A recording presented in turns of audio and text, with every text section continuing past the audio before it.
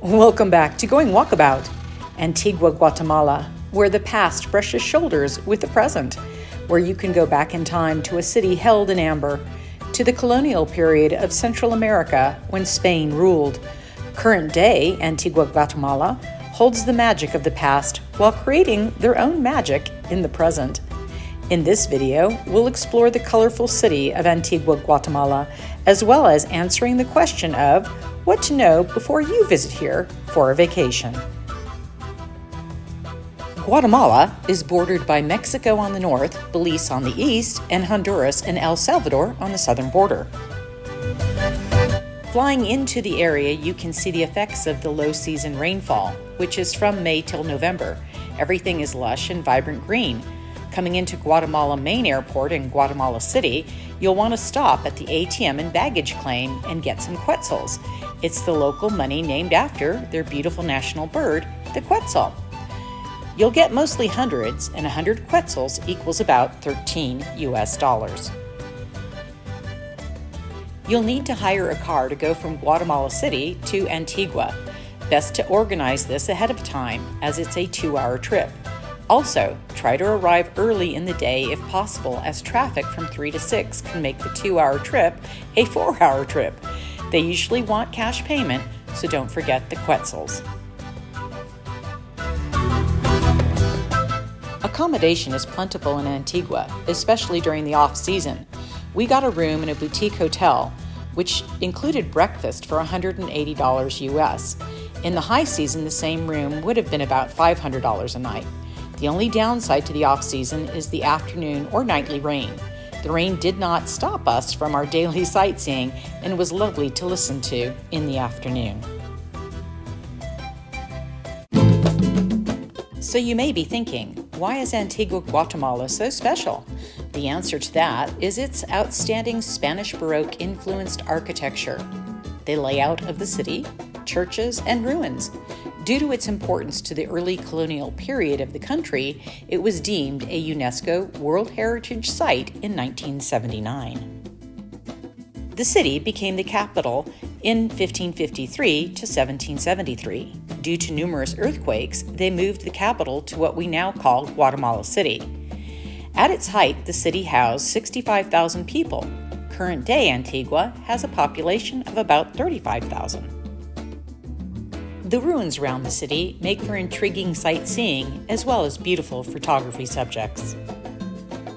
First thing to be aware of, the streets are cobblestone and sidewalks are more of a suggestion than a fact. Good footwear is critical. I'd say lace-ups, good sneakers, or even hiking boots. About the only way to see the city is walking, and the cobblestones on the street are not smooth but rather a chiseled rock. Falling on it would assure you scraped knees, or worse yet, a twisted ankle. So, pack and wear good footwear. Along with good shoes, bring your fitness. The city sits at 5,200 feet, just shy of being a mile high. It is surrounded by volcanoes, which you can hike around, as well as one of the main tourist attractions, the Cerro de la Cruz. You take 1A Avenida Norte, which will take you to the trailhead. We did this walk one day. It was more than worth it. However, we both found breathing a bit challenging. Stay hydrated and bring some electrolytes, which help mitigate any altitude sickness or effects. Once at the top, you can view the whole city, plus the Volcán de Agua volcano. There is also a photo op with the quetzal wings, a must for bird lovers. The third thing to know is that Guatemala is comprised of over 22 different Mayan tribes, each with their own language. Mostly everyone speaks Spanish, especially in Antigua. However, if you travel further afield, you may find that they speak the native Nahuatl language. A tour guide would come in handy in this case. It's a good segue into number 4, and that is that there are over 800 different styles of indigenous clothing. Each community has its own style.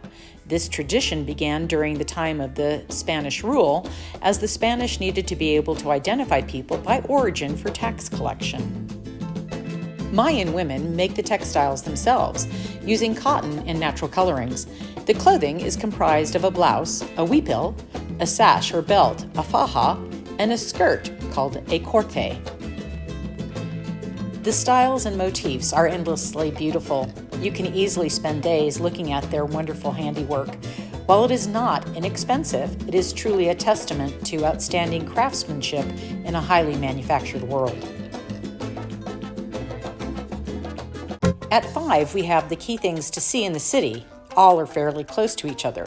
The main Zacola, or park, at the center, Parque Central de Antigua Guatemala, is 1. The Arco de Santa Catalina is 2. Iglesias de la Merced, and the Cerro de la Cruz, which we've already seen. Let's take a quick look at each of the other key areas. The Parque Central de Antigua Guatemala is surrounded by the main church and the buildings of government. Depending on the time of day, you can get some glorious photos from this area.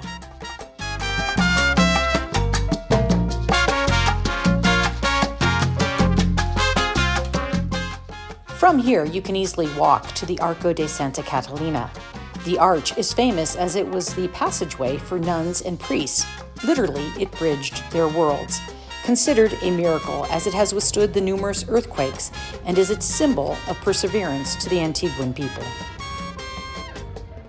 Just beyond the archways, we have the Iglesia de la Merced, one of the few churches that has been rebuilt after the earthquakes and still used today, serving the community since 1767. And number 6, where to eat, has to be on the list of what to know. There are over 300 restaurants in Antigua, ranging from Italian and Japanese to fine dining. The local Guatemalan dish that's a must-try is called pepillon. It is like a stew combining roasted spices, seeds, and vegetables with meat. I tried it, and I highly recommend giving it a go.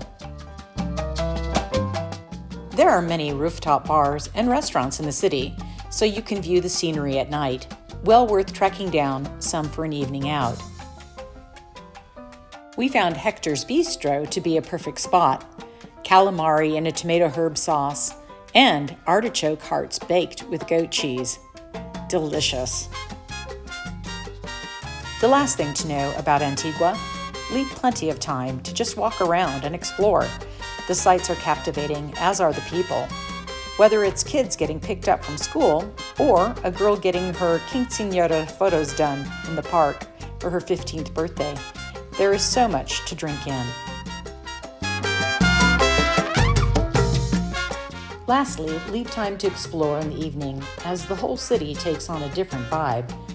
The park becomes a meeting place to enjoy the end of a lovely day. Thanks so much for watching. I hope these tips will help you have a successful trip to Antigua, Guatemala.